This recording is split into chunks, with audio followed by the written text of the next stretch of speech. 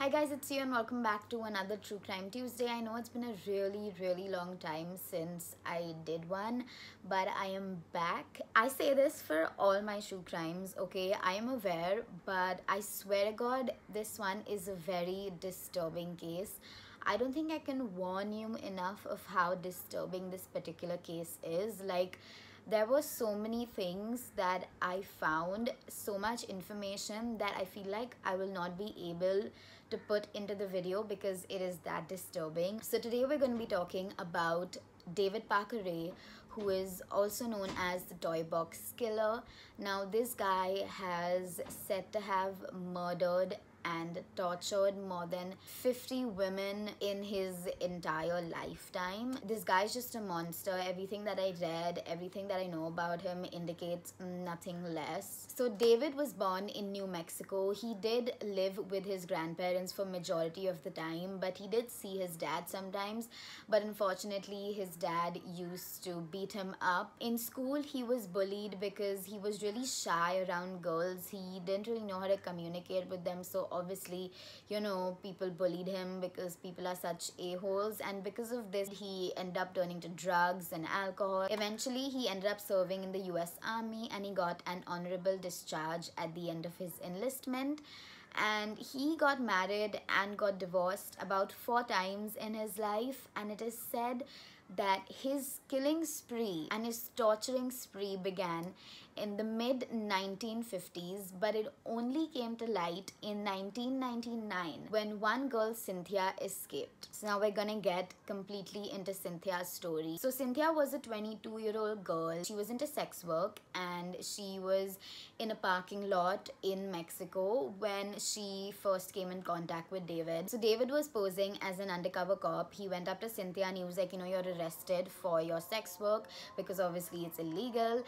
And so he handcuffed her and he put her in the back of his car, and then he ended up driving home.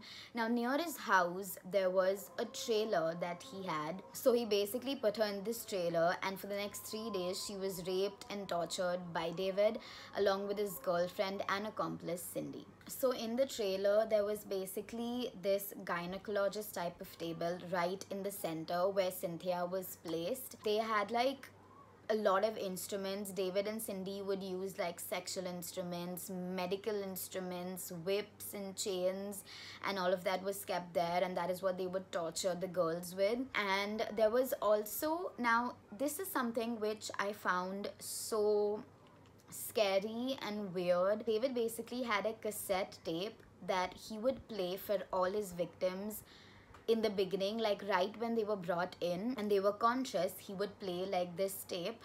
It was a 50-minute long tape, and he would say stuff like, he would just basically talk about what he was gonna do to the women and exactly how he was gonna torture them and how he was gonna rape them. He would go on to say in the tape that you were supposed to call him master and Cindy mistress, and that they could not speak unless they were spoken to. And then he would go on and detail what horror and what crazy ordeals that they were, you know, gonna be faced with, and how he would torture them and how he would rape them. So it was just a 50-minute long tape of what exactly he's gonna do to them and how he's gonna torture them, and it was just so sad. There were a lot of things, a lot of disrespectful things said on this tape, and it's just, I don't even think I can talk about this. So there has not been any audio of this tape that has actually been on the internet. I don't think the police ever released it. Maybe it was too disturbing, maybe it got lost, maybe it was destroyed.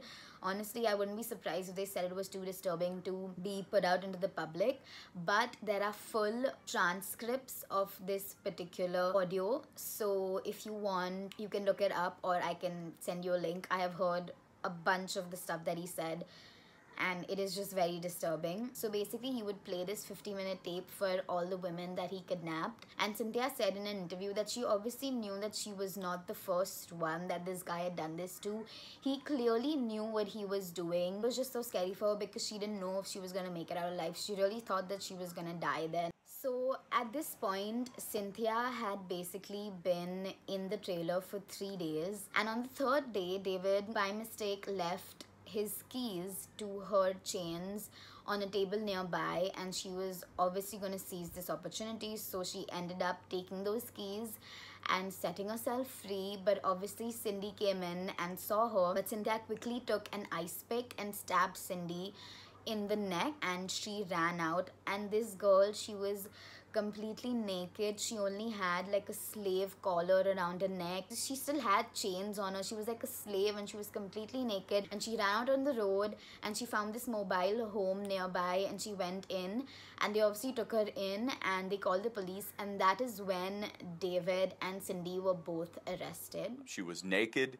She was handcuffed, and she had a collar around her neck, which was attached to a pole. She was given a bucket for a toilet. She was sexually assaulted. She repeatedly sexually assaulted. So after David and Cindy were arrested, along with a search warrant, the police went and searched David's home along with his trailer. And the amount of disturbing evidence that they have found is insane. Since they actually started looking into David, now they realize the amount of women that he has done this to. They found so many recordings and so much evidence against him that was crazy, and this stuff that they found in the toy box was even crazier. So as I said, there was this gynecologist type of table right in the center of the trailer, and right on top of that was a mirror. So all the women who were kidnapped, they were attached to this table, and right on top was the mirror, so they could see everything that was happening to them. It was so sad. Whatever David would do, whatever Cindy would do to them, they would be able to see everything right on top happening to them. So they found so many things in the toy box. There were whips, chains, pulleys, straps, clamps, leg spreader bars, surgical blades, saws, as well as numerous sex toys. And all of these things were just there to inflict pain on the poor women who were kidnapped. On the walls, there were detailed diagrams showing different methods and techniques for inflicting pain. He had actually built various types of toys and various types of instruments just so he could inflict pain on the women that he kidnapped. It was very, very sad to see. When I was researching and seeing the documentaries, I was like, I cannot believe that this man even existed. So while the police were investigating David, they also realized that David was working as a mechanic, and he was working for the state as well. David had the perfect job if he wants to hide bodies or whatever.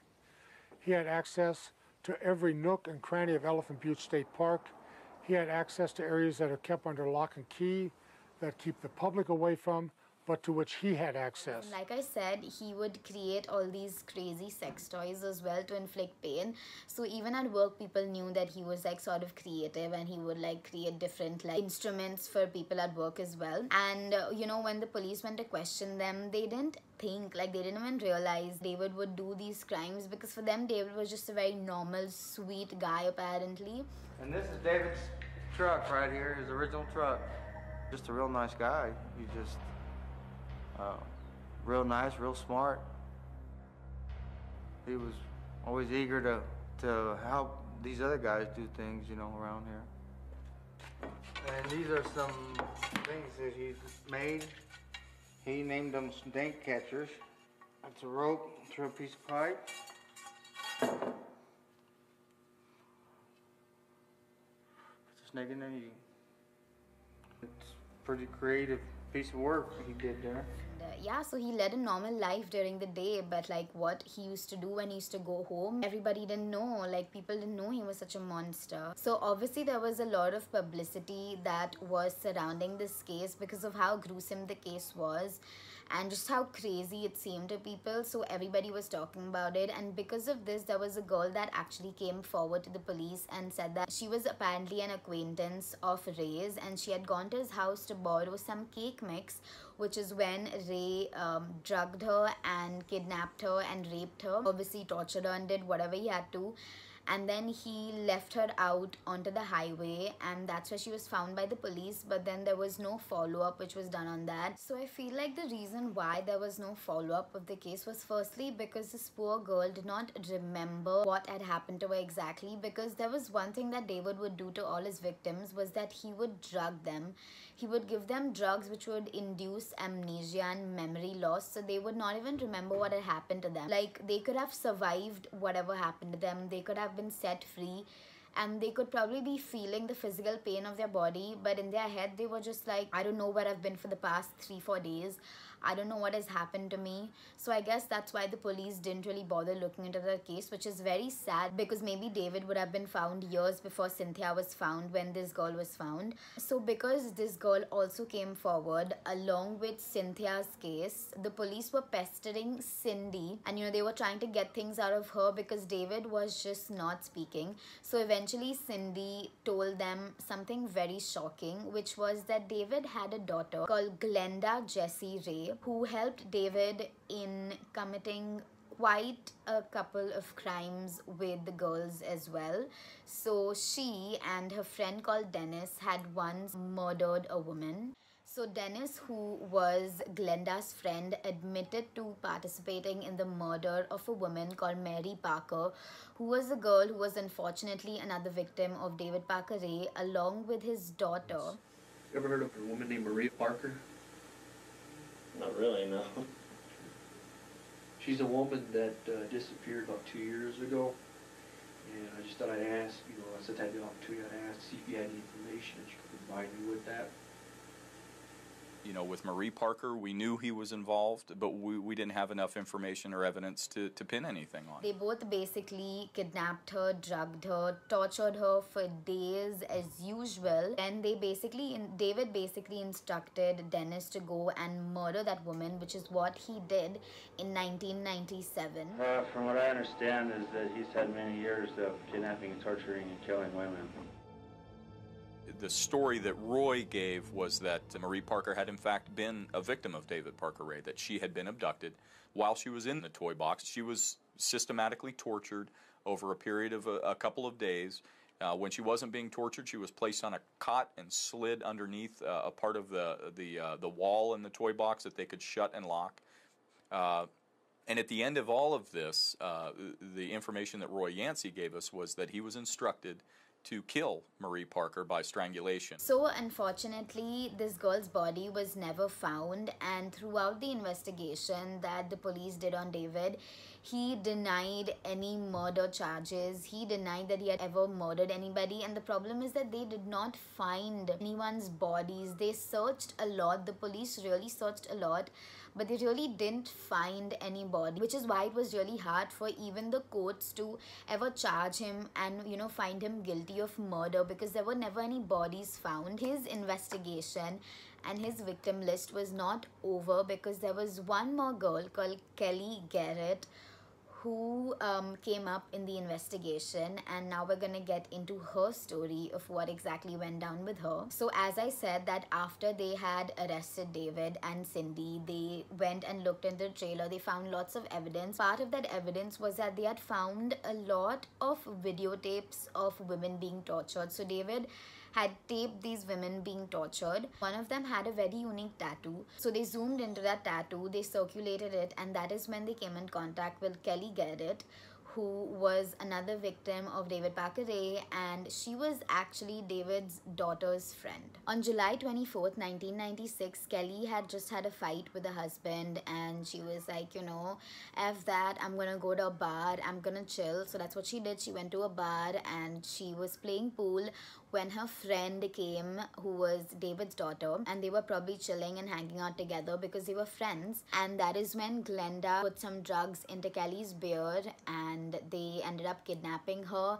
David and Glenda put a dog collar on her and attached a leash to that, and they proceeded to take her back to the toy box, where they raped and tortured her for the next 2 days. After they were done torturing her, David slit her throat and threw her on the side of the road, but fortunately she survived and she was cured. She was taken to a local clinic, I believe, and she survived her injuries. but she did not remember what had happened to her because, like I said, David used to drug his victims.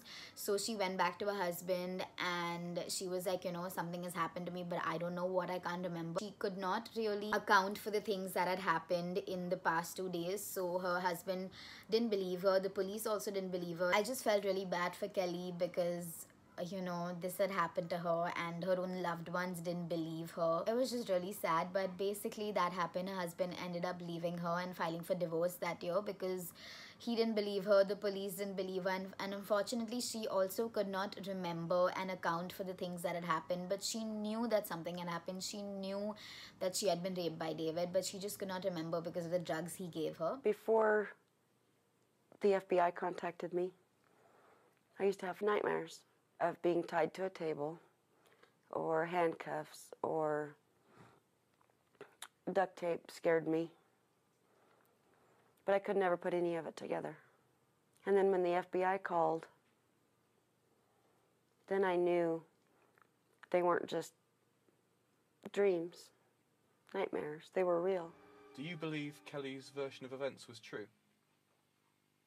Oh, so the question is whether I believe that she was abducted by the Ray family and held captive and raped and tortured. Yeah, I believe it. But you're his defense attorney. You seem to be saying that your client is guilty. I do seem to be saying that, don't I? So basically the drugs that were given to these women, which led them to not remember every single detail that happened to them, and also the socioeconomic standings of some of the women involved, really made it hard for the jurors to come to that guilty verdict for David. I know it's very sad to be saying this, but that was just the case with the jurors who were present in the trial. But basically at the end of the day, David was sentenced to 224 years of imprisonment for the torture, the sexual torture and the abduction of these 3 women. Now, as I said earlier, that the police were really trying hard to find a body so they could also charge him for murder, because the thing is that they had found a lot of evidence. There was a journal that they had found in the evidence which, spoke about a lot of murders in detail of women, but they didn't know where these women were. They didn't know how to find these women. He had, kept lots of jewelry and stuff of these women. So there was a lot of evidence that there were way more than 3 women, but there was absolutely no bodies found. Like, the police really searched for bodies so they could also put the murder charge on him, but unfortunately there were no bodies found to put the murder charge on him. So he ended up just being charged for all the sexual assault and the torture that he had done, which also, it's a very good thing. But he has said to have tortured more than 50 women. So compared to that number, 3 seems really less. But still, I'm very happy that he got caught. I'm very happy that he got sentenced. It's just that, a lot of other women also wanted justice. And I'm very sad that that didn't happen as well. So Glenda, his daughter, was sentenced to 9 years in prison. And his girlfriend, Cindy, was sentenced to 36 years in prison. David Parker died of an heart attack on May 28th, 2002, while he was only 3 years into his sentence. And that just makes me really sad, because I feel like he should have suffered way more, like way more than he did. He was just in prison for 3 years. He had been torturing women for most of his life, and he just served 3 years in prison, and then he died of a heart attack. And it just makes me really sad that he didn't suffer enough for the amount of torture and pain that he has inflicted on all those women who, even the women who still haven't been found, the women who he's killed. It's just very sad, and it really angers me, if you can't tell already. I knew that not everybody I would ever defend would be innocent. I knew that some of the people that I represented would be truly bad people. And I believe that on the spectrum of people who do not belong in society, David Parker Ray is right in there. So this was basically the case. It's a very sad case. There is a lot of stuff about this case which I have left out, a lot of details, some incidents, some things that he would do to his victims, because it's very disturbing to even talk about. Let me know if you would want to, you know, like, if you want me to give you some documentaries to watch about this case, or if you want to know more, then you can let me know just leave a comment below and I can provide you with some links. Anyway, this is the end of today's true crime video, and I guess I will be seeing you next week. Don't forget to like, share and subscribe to my channel because it really helps me grow, and I will see you next week. Bye.